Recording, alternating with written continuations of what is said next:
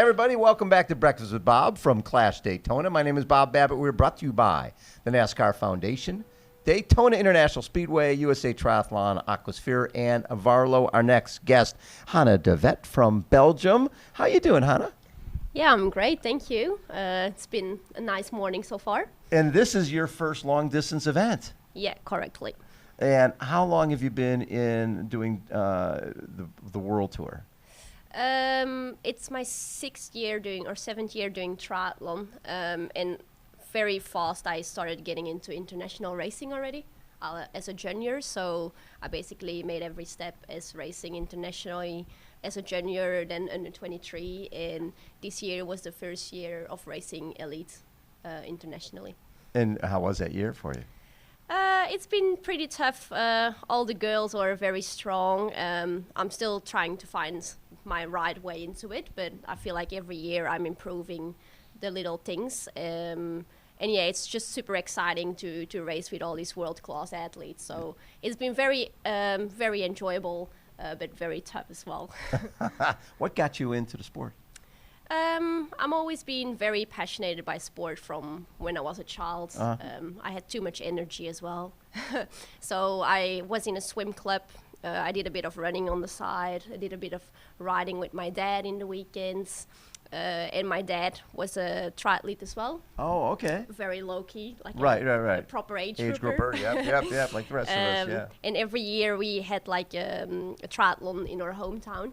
So I just did it for fun, and then through the years, like swimming was getting a little bit more boring. Look at the black line. So I really enjoyed doing the triathlon. So I was like, why not give it a try? And then just roll into it. And the goal is Paris. Yeah. I'm trying to get some points now in the next 2 years, and hopefully we make it. And when you were out on the track, what did you think? Oh, it's super fast. It's super cool as well. I didn't really thought it was gonna be so big. Yes, right. So I was like standing on the track, and I like looked at the stands. I was like, oh, this is actually huge. Like, so I think it's gonna be very exciting racing on the course. It's the coolest thing. And when you you raced Hamburg, it's amazing the amount of racing that you guys do. Like 8, 10, 12 races in a year. Yeah, it would be something like that. And then I did Super League in the last month as well, and those are triple races. Yes, in one day. Yes. So that adds to the list. But it's all been like good experience. I think I'm still quite young in the sport, so I just take every experience I can on the road to become better in the future. Well, and this racing is so different what you're going to see out here, because you basically need to be in that aero position for the whole time. Yeah, that's what I really wanted to try, like a longer distance race at the end of the season. And I was like, okay, I'm coming from the shortest racing, the Super League racing, into like the longest racing. So I made sure I had like more than a month riding on the time trial bike, so I got used to the position. Well, and the position on the bike, and then nutrition, which is a little different than what you guys do. Yeah. And so how have you figured that out? Yeah, I'm lucky that my boyfriend, he has some experience in longer distance as well, and my coach as well. So we've been working together on a plan, and stuff like that. So I think hopefully it's all good. That is very cool. And how strong is the women's side from Belgium in terms of going towards the Olympics?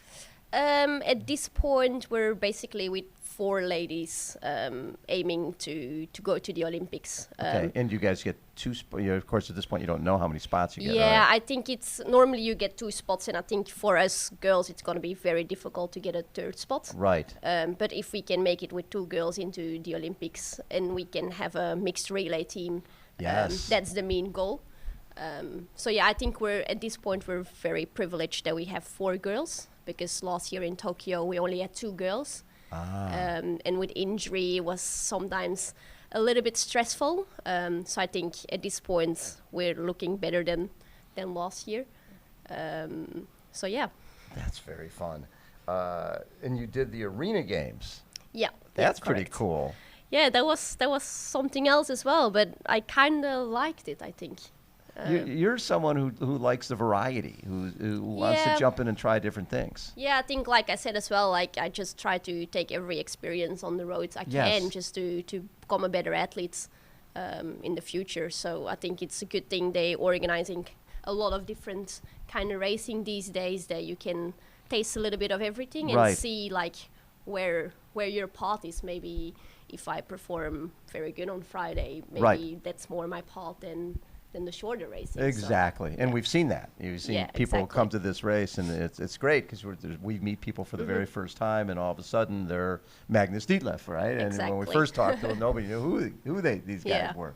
But you're seeing so many young people who are actually trying the longer distance maybe a little earlier than they would have. And for yourself, you feel the long distance might be better suited for you, or you don't know yet? Like my ex-coach and my team manager now, he keeps on saying already for 5 years, like, oh, your path is in the long distance. But I've been keep on pushing it away a little bit because I felt too young. I felt too young, and I have still ambitions to try to go to the Olympics. Right.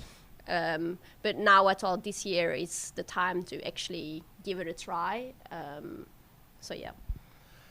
With 4 girls at this point in 2 spots, that's pretty good odds that you could end up going to the Olympic team. So this next year, will you mix in a clash race, a challenge race, a 70.3 along with your Olympic or the WTCS races? Yeah, so my main goal is still indeed like trying to get to the Olympics.